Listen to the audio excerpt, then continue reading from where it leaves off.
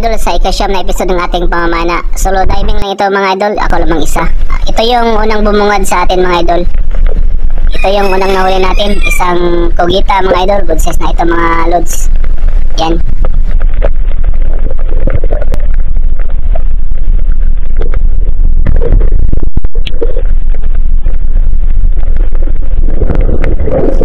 Yan idol, hinuli ko na yung kogita.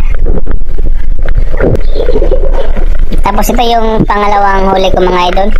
Hindi ko nabidyohan mga lods kasi nasa ilalim siya ng butas ng bato. Pag silip ko, nakaharap siya sa akin kaya pinana ko na. Hindi na ako nago ng kamera. Yan po mga idol, 2 kilo po yan mga idol na lapo-lapo.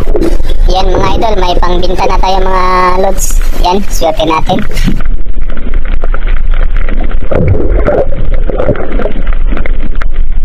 Tapos ito yung pangatlong huli natin mga idol, isang katambag. Yan. Panain natin yan mga idol, pang dagdag prito na rin yan. Kaya, patay kang isda ka. Yan. Na-stone shot. Hindi ko muna tinanggal ito mga idol kasi nakita ako ng bagulan or cuttlefish. Yan. Nag-alanganin na kasi akong malisto. Kaya, patay kang bagulan ka. Yan, may bagulan na tayo mga idol.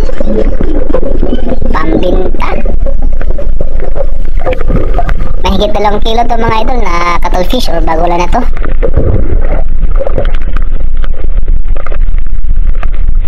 Tapos ito mga idol, next nating nahuli, isang subad-subad, tawag ito sa amin, maliit na mamsa.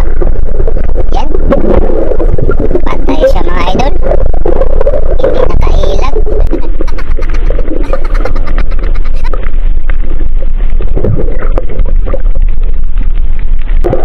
Tapos ito yung nahuli natin mga idol. Ito yung sunod na nahuli natin, isang maliit na kogita. Tapos ito mga idol, mga lawang bagulan natin. Yan, napana po natin mga idol. Akala ko umalis na siya. Napakahilap nito mga idol, matagal ko itong sinusundan. Mabuti nahuli natin. Ito mga idol, isang sea turtle. Yan. Tapos ito mga idol, pangatlong kogita natin nahuli. Kamayin lang natin to. Yan. Hinay-hinay siyang gumagapang. Yan, nahuli natin. Tapos ito mga idol, pangatlong bagulan natin mga idol. Yan. Oops, akala ko tumakas. Kaya, patay kang bagulan ka. Yan, matatlo na pa yung bagulan. Mahigit 2 kilo to mga idol, bawat isa. Yan, may pangbinta na tayo mga idol. 3 bagulan na nahuli natin. Tapos yan mga idol, sunod kong nahuli, isang senyorita nocos. Masarap to sa calamari mga idol. Yan, tapos ito mga idol, sinilip ko ang corals na ito mga idol kasi nakita ako ng danggit. Pero ito yung sumalubong sa akin, maliliit na isda, nawala siya. Tapos pagangat ko mga idol, yan, wala siya sa damo mga idol. Maganda ang pwesto niya. Yan mga idol, binalikan ko na para panain ang danggit. Bumaba naman siya sa buhangan mga idol.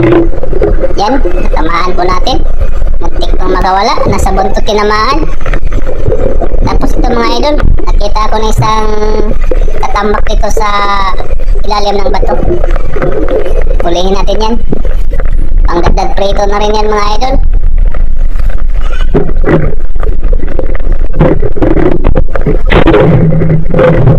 Yan, nahuli natin mga idol.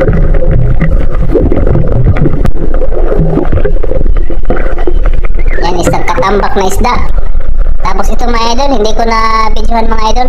Isang indangan mga idol. Yan, masarap to sa ihaw mga idol. Kalamitan sa mga indangan mga idol, nasa ilalim ng bato. Tapos ito mga idol, pang-4 na bagulan mga idol. Yan, patay kang bagulan ka. Yan mga idol, may 4 na itong bagulan mga idol.